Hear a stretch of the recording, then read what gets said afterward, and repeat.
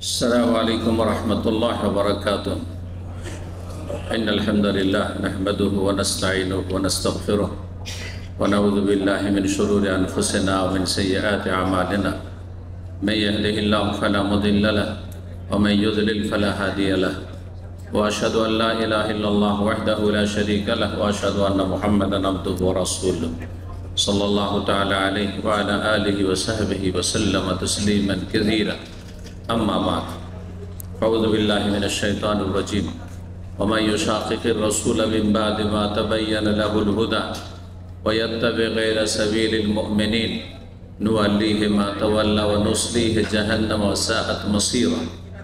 সম্মানিত ইসলামী কালচারাল সেন্টারের ইফতার ক্যাম্পের মেহমানগণ, আল্লাহ রাব্বুল আলামিনের প্রশংসা এবং প্রিয় নবী সাল্লাল্লাহু আলাইহি সাল্লামের উপর সালাত ও সালামের পর আজ রবিবার 23 রমজান 1446 হিজরি মোতাবেক 23 মার্চ 2025 আমরা এই অল্প সময়ে একটি গুরুত্বপূর্ণ বিষয় নিয়ে আপনাদের সামনে আলোচনা করব, যে সম্পর্কে জানা প্রত্যেক মুসলিমের জন্য অত্যন্ত জরুরি, আর তা হচ্ছে সুন্নত ও বিদআত। বিশেষ করে সুন্নতকে আঁকড়ে ধরা মানে বেদাত সম্পর্কে সতর্ক সাবধান থাকা, বেদাত থেকে সার্বিক জীবনে বেঁচে থাকা। কারণ আমল কবুলের জন্য মৌলিক দুটো শর্ত রয়েছে।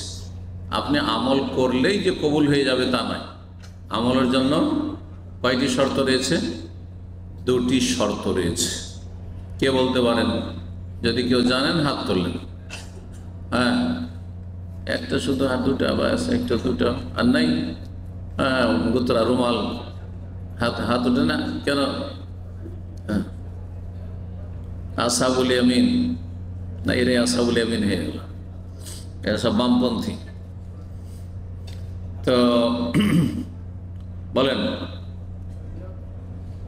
আমল কবুলের কয়টি শর্ত? দুইটি শর্ত। অর্থাৎ আপনি নামাজ পড়ছেন, নামাজ কবুল হচ্ছে কি হচ্ছে না এই দুইটি শর্তের উপর নির্ভরশীল। এই দুটো শর্ত থাকে তো কবুল হবে, আর না হলে নামাজ পড়েও নামাজ আল্লাহর কাছে গ্রহণ হচ্ছে না, কোনো সওয়াব পাচ্ছেন। রোজা রাখছেন, রোজা রেখে সওয়াব পাবেন না যদি দুটি শর্ত না থাকে। হ্যাঁ, হজ করছেন, হজ করে এলেন, ওমরা করে এলেন, ওমরা কবুল হয়নি, হজ কবুল হয়নি যদি এই দুটো শর্তের কোনো একটি শর্ত না থাকে। জি, কি শর্ত? হ্যাঁ, খালেস নিয়ত। হ্যাঁ হ্যাঁ, ঠিক, ভালোই, খালেস নিয়ত, কথাটা ঠিকই বলেছেন। এখলাস বা খালেস একমাত্র, বাংলা তো বুঝাইতে হবে। খালেস নিয়ত, এখলাস, বাংলা ভাষাভাষী মানুষ কি বুঝবে? আপনাকে বুঝাইতে হবে। মানে ইবাদত একমাত্র, ইখলাস মানে নিখুঁত নির্ভেজাল করা। ইবাদতে ভেজাল থাকলে হবে না, 50-50। হ্যাঁ, আল্লাহকেও দিচ্ছি, মাজারকেও দিচ্ছি, আল্লাহকেও দিচ্ছি, পীরকেও দিচ্ছি। হ্যাঁ, আল্লাহর জন্য কোরবানি করছি, মাজারে ওরস খাসি মোরগ জবাই করছি, আল্লাহর ঘরে কাবা শরীফে চাদরও চড়াচ্ছি, আবার মাজারও চাদর চড়াচ্ছি। এটি চলবে না, এই ভাগাভাগি করলে হবে না। কথা বলছেন না? ইখলাস মানে নিখুঁত নির্ভেজাল করতে হবে, নিষ্ঠার সাথে, খুলুসিয়াতের সাথে ইবাদত করতে হবে। কার?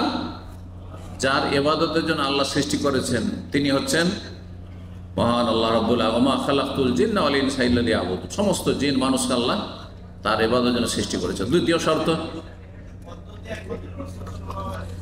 একমাত্র ইবাদতের পদ্ধতি, তরিকা হবে কার? মুহাম্মদ রাসূলুল্লাহ সাল্লাল্লাহু আলাইহি ওয়াসাল্লামের। যার কলিমা পড়েছেন আপনি, এই কলিমায় দুটি কথা রয়েছে। কলিমা মানি আমল কবুলের দুটো শর্ত। লা ইলাহা ইল্লাল্লাহ, ইবাদত আল্লাহ ছাড়া কারো করি না, এটা ইখলাস। ইবাদতকে আল্লাহর জন্য একবারে খাস করে দেওয়া, ভেজাল মুক্ত করে নেওয়া। আর মুহাম্মদ রাসূলুল্লাহ মানে মুহাম্মদ সাল্লাল্লাহু আলাইহি ওয়াসাল্লাম আমার রসুল, তার তরিকা ছাড়া আর কোনো তরিকায় আমি আমার ইসলাম পালন করি না। আমার ধর্মকর্ম করি কার তরিকায়? রাসূলুল্লাহ সাল্লাল্লাহু আলাইহি ওয়াসাল্লামের তরিকায়। বোঝা গেছে না?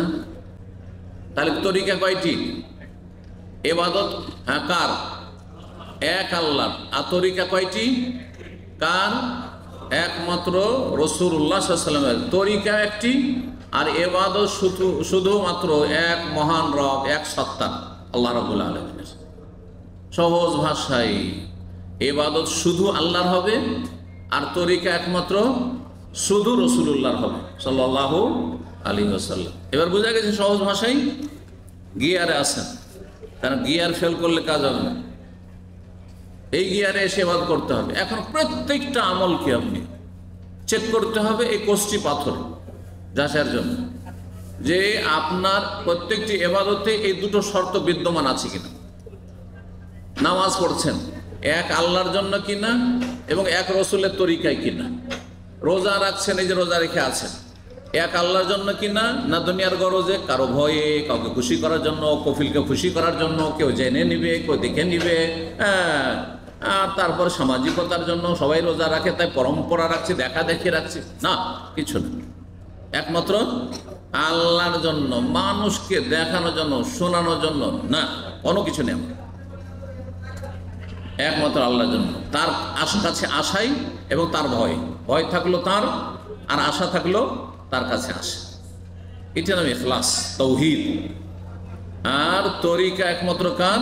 রাসূলুল্লাহ সাল্লাল্লাহু আলাইহি ওয়াসাল্লামের। সুতরাং রোজাতে চিন্তা করেন তো, যদি রোজা রাখেন কিন্তু নবীর তরিকা রোজা না, সেই তরিকা আর কারো হোক, আপনার বাপদাদার তরিকায় হোক, আপনার হুজুরদের তরিকায় হোক, আপনার চিস্তিয়ার তরিকা হোক, আর সাহারওয়ার্দী তরিকায় হোক, আর কাদেরি তরিকায় হোক, আর আপনার মুজাদ্দিদি তরিকায় হোক, আর আপনার নকশবন্দি তরিকায় হোক, আর আপনার চরমনাই তরিকা হোক, জৌনপুরি তরিকা হোক, এসব তরিকা দিয়ে ইবাদত করলে কাজ হবে না, কোনো কাজ হবে না। 126 তরিকা নেই ইসলাম। কয়টি তরিকা আছে?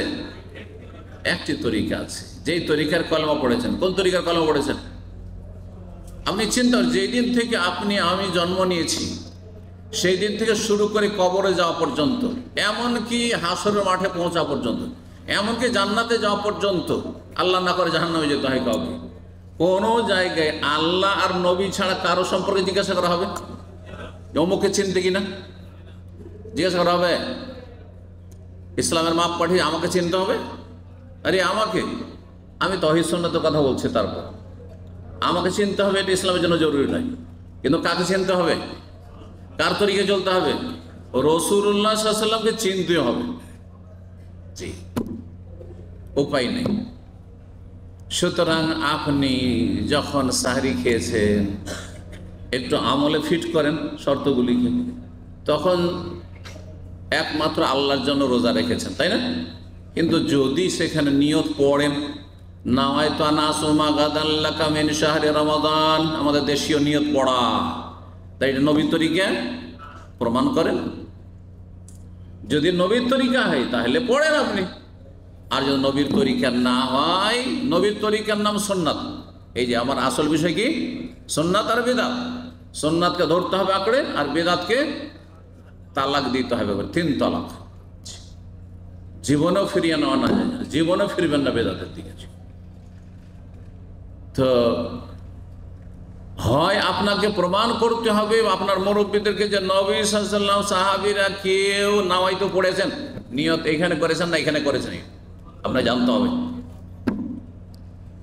নবী সাল্লাল্লাহু আলাইহি ওয়াসাল্লামের নিয়ত হচ্ছে অন্তরে সংকল্প, সাহাবীদের নিয়ত হচ্ছে অন্তরে সংকল্প, 4 খলিফার নিয়ত হচ্ছে অন্তরে সংকল্প, হ্যাঁ, 4 ইমাম আবু হানিফা, শাফি, মালিক, আহমদ সবার নিয়ত হচ্ছে অন্তরে সংকল্প। আর আপনি মুখে নিয়ত পাঠ করছেন, আপনি নামাইতো নামাজের জন্য, হ্যাঁ, আর আপনার রোজার জন্য, তাহলে নবীর তরিকায় রোজা হইল না। হইল নবীর তরিকায় রোজা? রোজা নবীর তরিকা হলো। নবীর তরিকার রোজা হচ্ছে যে শুভ সাদেক হয়ে গেছে, হ্যাঁ, ব্যাস খাবার বন্ধ করে দিতে হবে, ঠিক কিনা? যেহেতু বলে খুব ক্ষুধা লেগে আছে আর পিপাসাও লেগে আছে, যে ক্ষুধাটা না হয় আমি সামলিয়ে নেব, কিন্তু আমি পিপাসাতে তো রোজা রাখতে পারবো না, আর পানি খেতে পাইনি, জাগলেন আজানের 10 মিনিট পরে ফজর হয়ে গেছে, 1 ঢোক পানি খাওয়া যাবে? যদি 1 ঢোক পানি খেয়ে না রোজা সারাদিন রোজা রাখেন, কবুল হবে? আল্লাহর জন্য রেখেছে, সারাদিন আল্লাহর জন্য না খেয়ে আছে, কাজটা তো আল্লাহর জন্য, ঠিক আছে, কিন্তু নবীর তরিকায় হলো না। কারণ নবীর তরিকা হচ্ছে শুভ সাদেক হইলে ব্যাস স্টপ পানাহার। সূর্য ডুবার 2 মিনিট আগে আপনি জানতে পারেন এখন সূর্য ডুবে না, 2 মিনিট বাকি আছে, নিশ্চিত জানছেন, এমন না যে সন্দেহ। আর যদি রোজা ইফতার করে দেন, রোজা হবে? হবে না। কেন হবে না? আপনি নবীর তরিকায় রোজা করলেন। আশা করি বুঝতে পারছেন। সুন্নাত মানে নবীর তরিকা, আর বেদাত মানে নবী ছাড়া অন্যের তরিকা। সেটা আপনার বাপদাদার তরিকা হোক, আমার বাপদাদার তরিকা হোক, আর হিন্দুদের তরিকা হোক, আর সুফি পীরদের তরিকা হোক, আর হক্কানির তরিকা হোক, আর আপনার ভণ্ডের তরিকা হোক, আপনার এসব ভাগটাকে কোনো লাভ হবে না। যেটাই হক্কানি তরিকা, সেই জন্য আমি হক্কানি পীরের মুরিদ, আর এরা সব ভণ্ড পীরের মুরিদ। না না, এইসব ভাগ ইসলামের নেই, সব ভাগ ইসলামের নেই। ইসলাম খুব সহজ। রাসূল ইন্না দ্বীনা ইউসরুন, দিন খুব সহজ। বা সহজটাকে আপনি সহজভাবে বুঝতে হবে। আর সহজ আল্লাহর চাইতে, রসুলের চাইতে সহজ করে কেউ বুঝাইতে পারে না। আমি খুব স্পষ্ট ভাষায় কথা বলি, আমি বোঝাচ্ছি কিনা আপনাদেরকে? আর রাসূলুল্লাহ সাল্লাল্লাহু আলাইহি ওয়াসাল্লাম তার জীবদ্দশায় ইসলামের কথা বুঝিয়েছেন। কোথায় আমি, কোথায় রাসূলুল্লাহ, ঠিক কিনা? তা আপনি হাদিসের কথা বুঝতে পারেন না, হাদিস বুঝে আসবে না। আল্লাহ যিনি আমাকে বাকশক্তি দিয়েছেন, বোঝাবার শক্তি দিয়েছেন, তার কথা বেশি ভালো করে বোঝা যাবে না আমার কথা ভালো করে বোঝা যাবে? বলুন তো দেখি, বিবেককে কাজে লাগান। কিন্তু আমাদের দেশের বেদাতি হুজুরদের লক্ষণ হচ্ছে আল্লাহর কালাম কি বোঝা সম্ভব? হ্যাঁ, রসুলের হাদিস বুঝবে, হাদিস বুখারী নিয়েছে, বাংলা বুখারী। হ্যাঁ, তফসির পড়ছো, তফসির, তুমি পাবলিক মানুষ, তুমি কি বোঝো? তুমি কামলা, তুমি আবার সৌদি আরবে কাজে গেছো, তুমি আবার ইসলামের কি বোঝো? কোন মাদ্রাসায় পড়েছো? তুমি গ্রামার জানো তো, তুমি অমুক জানো, তমুক জানো। হ্যাঁ, বোঝা গেছে। আরবির তুমি অলংকার জানো। এতগুলো সাবজেক্ট পড়তে হবে, তারপরে নাকি আল্লাহর কালাম বুঝতে হবে, আর রসুলের কালাম বুঝতে হবে, কোরআন হাদিস। কিন্তু আমার কথা বোঝার জন্য, ওদের নেতার কথা বোঝার জন্য, ওই বেদাতি মোল্লার কথা বোঝার জন্য সরাসরি আবার তার ওয়াজ শুনে বিভ্রান্ত হচ্ছেন হয়তো। কথা বোঝা গেছে? আল্লাহর চাইতে, রসুলের চাইতে ভালো করে বোঝানেওয়ালা পৃথিবীতে না হয়েছে, না হবে। সুতরাং সবচেয়ে সহজ কথা হচ্ছে আল্লাহর কথা, তারপর রাসূলুল্লাহ সাল্লাল্লাহু আলাইহি ওয়াসাল্লামের কথা, আর সেটাকে আঁকড়ে ধরাই হচ্ছে সুন্নাহ। আপনি কোরআন হাদিস মোতাবেক জীবনযাপন করবেন। দলিলে আছে, শির নত করে আপনি আমল করবেন।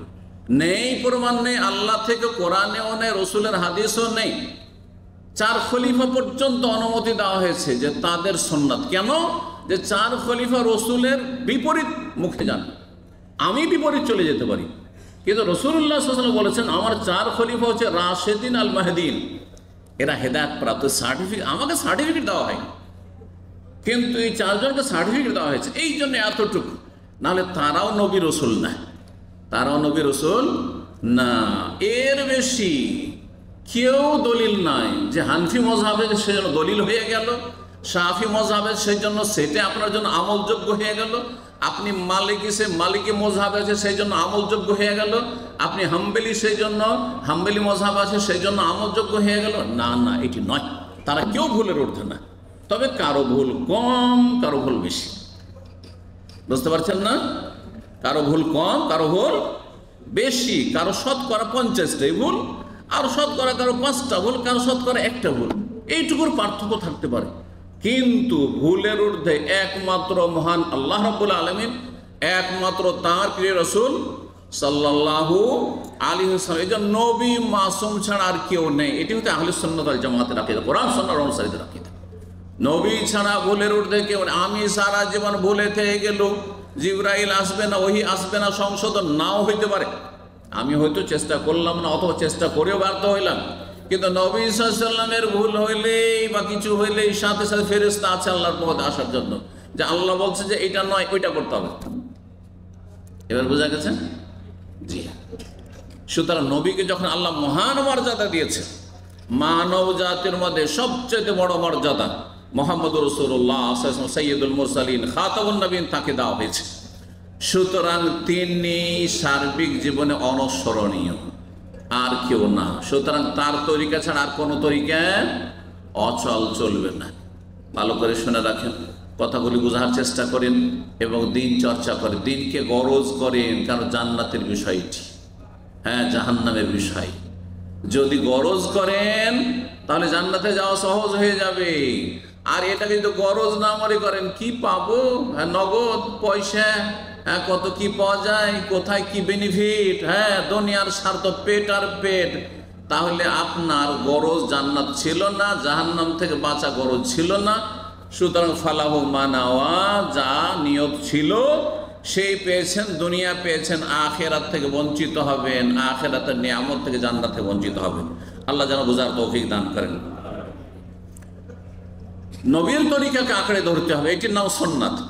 আর নবীর তরিকা ছাড়া সমস্ত তরিকা ধর্ম কর্মের ক্ষেত্রে বাদ দিতে হবে। দুনিয়ার ক্ষেত্রে করেন, কারো কাছে কোনো ব্যবসা শিখেছেন, কারো কাছে কোনো ব্যবসা শিখেছেন, একটা ব্যবসা সৌদির কাছে শিখেছেন, আর একটা কোনো বাঙালির কাছে শিখেছেন, আর একটা কোনো পাকিস্তানের কাছে শিখেছেন, আর একটা কোনো আফ্রিকার কাছে শিখেছেন। আপনি ব্যবসা দুনিয়াদারি যার কাছে ইচ্ছা তার কাছে শিখেন, যার তরিকায় করবেন তার তরিকায় করেন।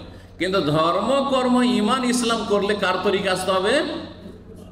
যার কলেমা পড়েছেন, আবার বলছি, রাসূলুল্লাহ সাল্লাল্লাহু আলাইহি ওয়াসাল্লাম। আল্লাহ বলছেন, অনেকগুলি আয়াত রয়েছে, কিন্তু একটি আয়াত বলি আপনাদেরকে সময়ের স্বল্পতার জন্য। সূরা নিসা আয়াত 115-তে, ওমান ইউশাকিকির রাসূল মিন বাদি মা তাবায়্যানা লাহুল হুদা, যারা রাসূলুল্লাহ সাল্লাল্লাহু আলাইহি ওয়াসাল্লামের বিরুদ্ধাচরণ করবে, রসুল যেই পথে সেই পথে না, এইদিকে না বামে, নবী এইদিকে যাচ্ছেন আর আপনি এই দিকে যে ইবাদত করছেন, ওই তরিকে ইবাদত করছেন আপনি। ওমান ইউশাকিকির রাসূল, রসুলকে বাদ দিয়ে রসুলের নাফরমানি করে যারা জীবনযাপন করবে, মিন বাদি মা তাবায়্যানা লাহুল হুদা, অথচ হেদায়েত স্পষ্ট হয়ে গেছে। কিসের মাধ্যমে? ওহির মাধ্যমে, কোরআনের মাধ্যমে হেদায়েত স্পষ্ট, যে কোনটা হক কোনটা বাতিল। রসুলের হাদিস মওজুদ রয়েছে, হাদিসের বিভিন্ন ভাষায় অনুবাদ হয়ে গেছে, এবং কোরআন হাদিস বোঝানোওয়ালা ভালো ভালো স্করা আলেম ওলামা, কোরআন সুন্নাহ দক্ষ আলেমরা আছেন। কিন্তু আপনি ধর্ম বোঝার ক্ষেত্রে ভালো আলেমের শরণাপন্ন হননি। কিন্তু আপনার শরীর অসুস্থ হইলে আপনি ভালো করে বুঝতেন যে দাম্মামের সবচাইতে ভালো ডাক্তারকে, আমার এই রোগের স্পেশালিস্ট হিসাবে মেলা স্পেশালিস্ট আছে দাম্মামে, মেলা ক্লিনিকে, হসপিটালে, কিন্তু কোন জায়গায় সবচাইতে ভালো ডাক্তার আছে? আবার নিজের ভাষায় যদি হয়তো বাঙালি ডাক্তার, এতগুলির মধ্যে সবচাইতে ভালো কোনটা ডাক্তার? এতগুলি সব খোঁজ আছে আপনার কাছে।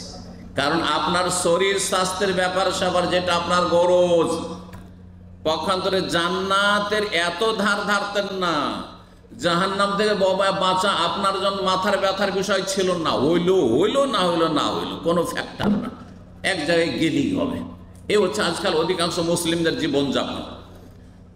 যদি এমনটাই হয়ে থাকে যে গরজ করলেন না, ফুটপাতে ইসলাম নিচ্ছে না, ফুটপাতে ওষুধ কিনবে, তখন কিনবেন এই যে মিসওয়াক বিক্রি করে, টুপি বিক্রি করে, এই যে সিকো মার্কেটে, ফুটপাতে মার্কেট আর মার্কেট, ফুটপাথ থেকে ওষুধ কিনবেন, কেউ ফ্রি দিলেও নেবেন না, ফ্রি দিলেও নেবেন না, বলবে কোথাকার ভুসি মুসি আছে, হ্যাঁ কোথাকার কি যে আছে, বিপদ হয়ে যায়, হ্যাঁ কখন খাবেন না আপনি।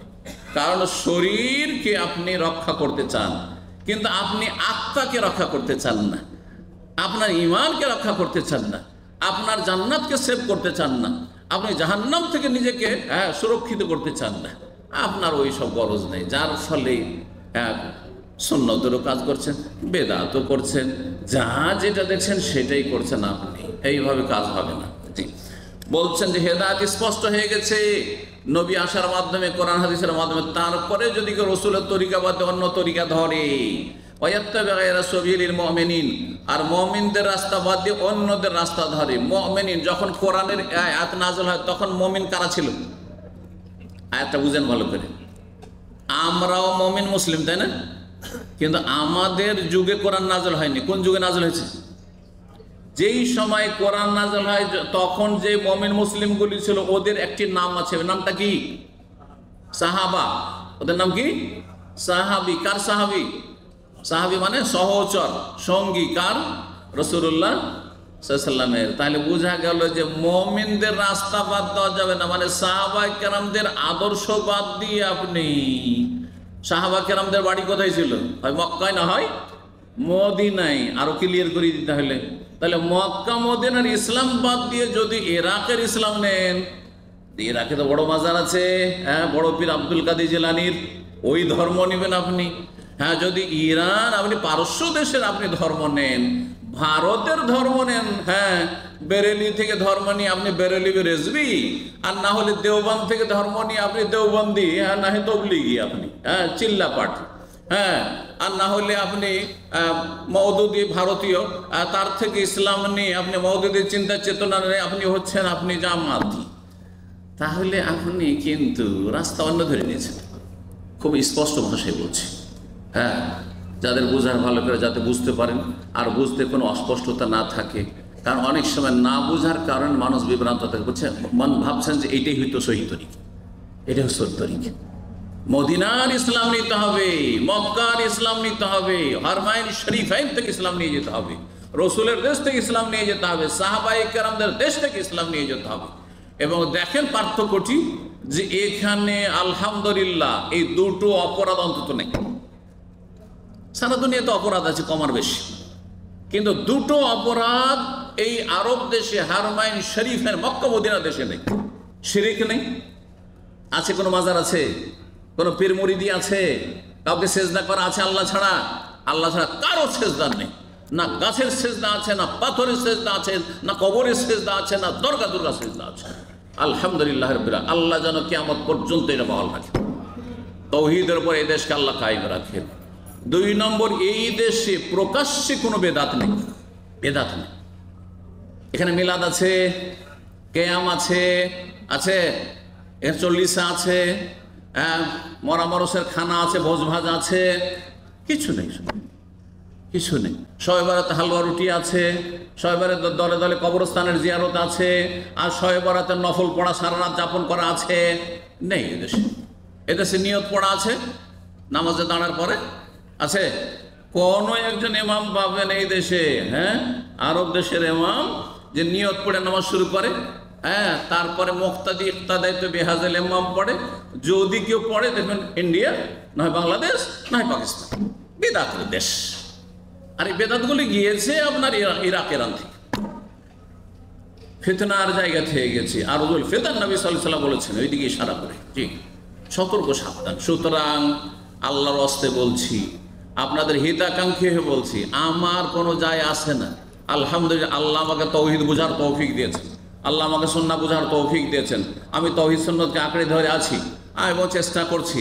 আল্লাহ যেন এর ওপর আমাকে ইস্তেকামত, অটলতা দান করেন, এবং এর ওপরই যেন আমার হায়াত মওত দান করেন, এবং এর ওপর যেন আমার হাসর করেন। কিন্তু আপনাদের কথা, মুসলিম সমাজের কথা, ভারত, বাংলাদেশ, উপমহাদেশের মুসলমানদের কথা চিন্তা করলে দেখি, সিংহভাগ মানুষ বড়ই ধার্মিক, বড়ই আবেগী ধর্মের ক্ষেত্রে, বড়ই আন্তরিক ইসলাম পালনের ক্ষেত্রে, কিন্তু ইসলাম পালন করে ভুল ইসলাম, ভেজাল যুক্ত ইসলাম, ভালো করে মন্দ করে, আউয়াবিনের নামাজ পড়ে, মাগরিব পড়ে, আছে না নেই?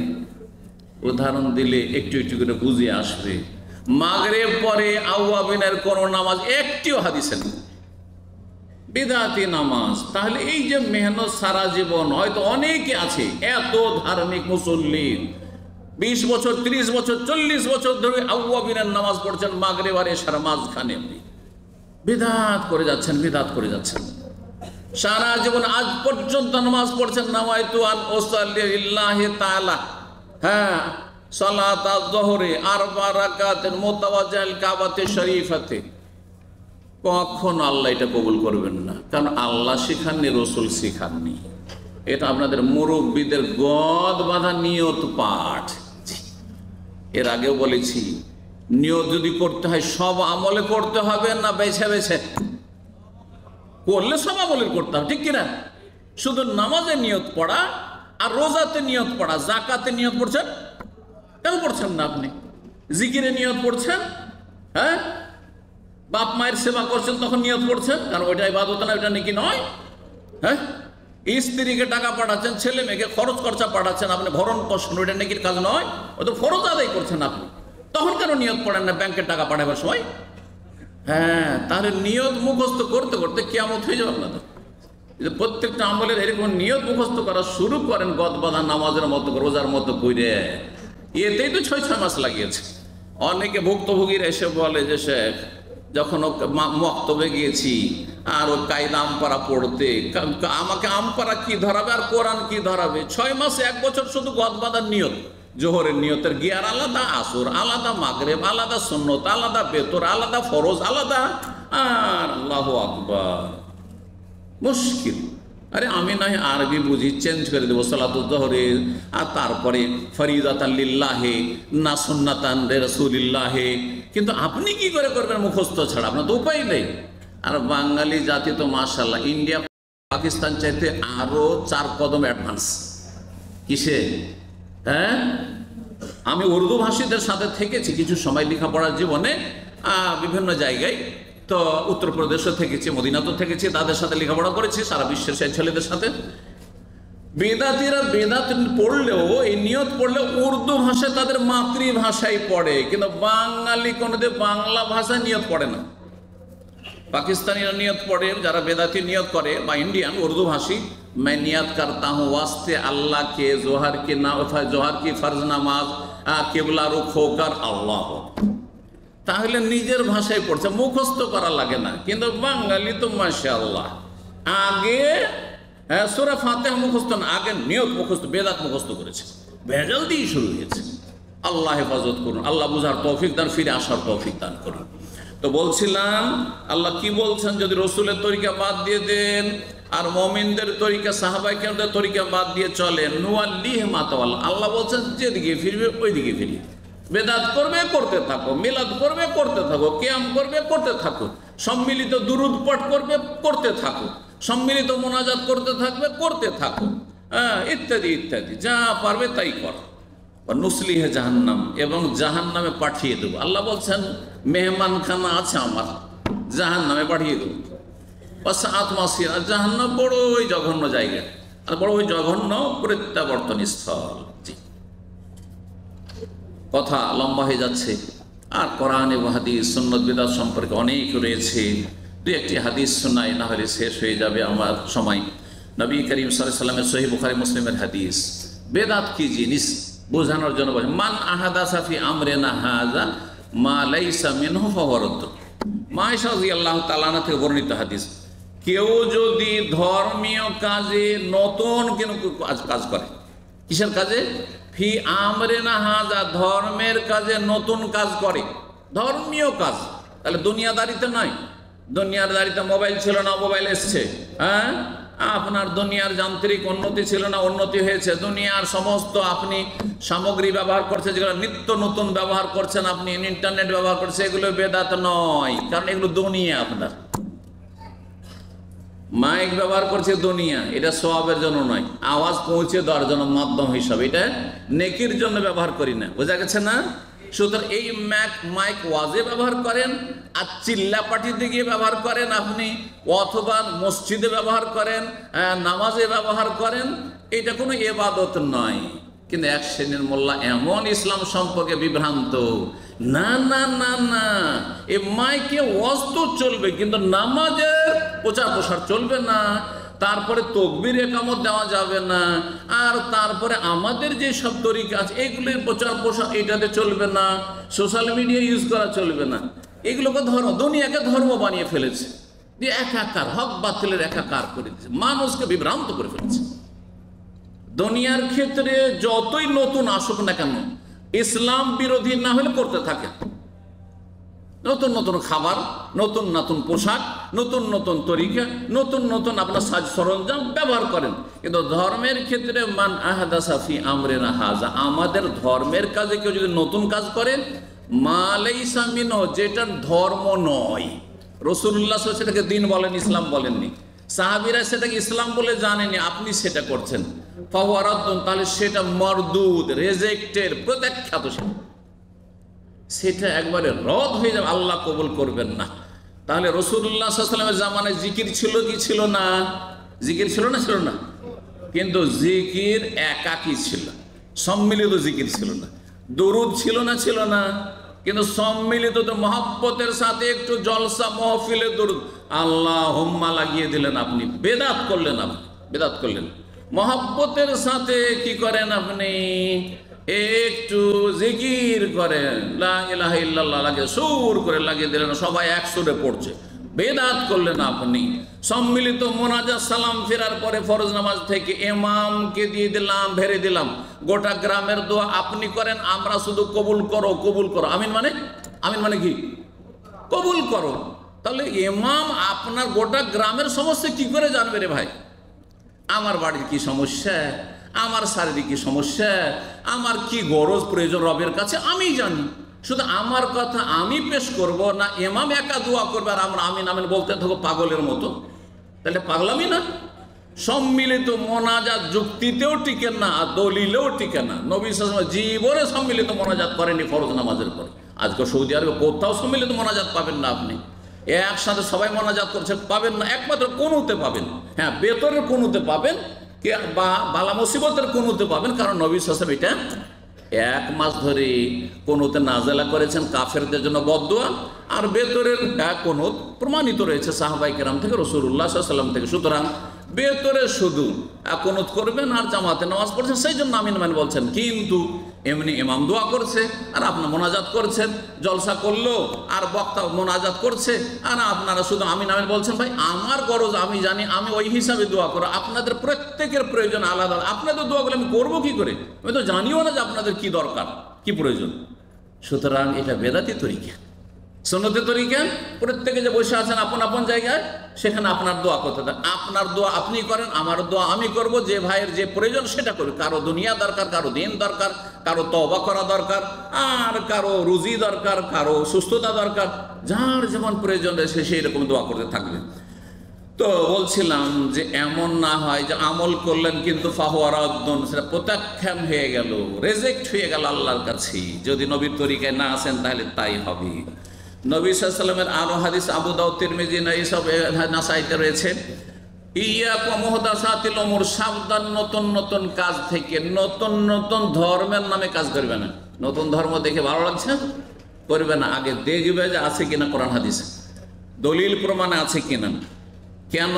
ফাইন্না কুল্লা মুহদাসাতিন বিদআহ, প্রত্যেক নতুন কাজ হচ্ছে বিদআত। ওয়াকুল্লু বিদআতিন দালালা, প্রত্যেক বিদআত হচ্ছে গুমরাহি, জান্নাতের রাস্তা হারিয়ে দেওয়া, জাহান্নামের রাস্তা। ওয়াকুল্লু দালালাতিন ফিন্নার, আর গুমরাহ হয়ে গেলে রাস্তা জান্নাতের হারিয়ে দিলে জাহান্নামে যেতে হবে। নবী সাল্লাল্লাহু আলাইহি ওয়াসাল্লামের হাদিসে রয়েছে।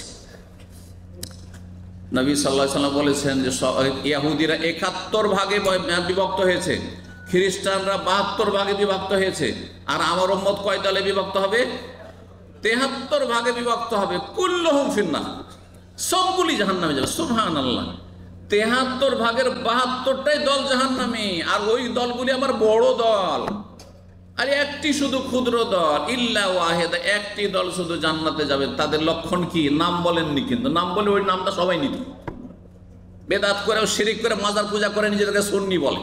আমাদের বলে না, মাজার পূজা করলে সুন্নি, আর মাজারের বিরুদ্ধে বললে ওর নাম ওয়াহাবি হয়ে যায়। এটা হলো আমাদের দেশীয় ধর্ম, ঠিক না? না না, এর কোনো অস্তিত্ব নাই। সুন্নাতকে আঁকড়ে ধরলে সুন্নি, আর সুন্নাতকে আঁকড়ে নবীর তরিকে আঁকড়ে না ধরলে সে বেদাতি।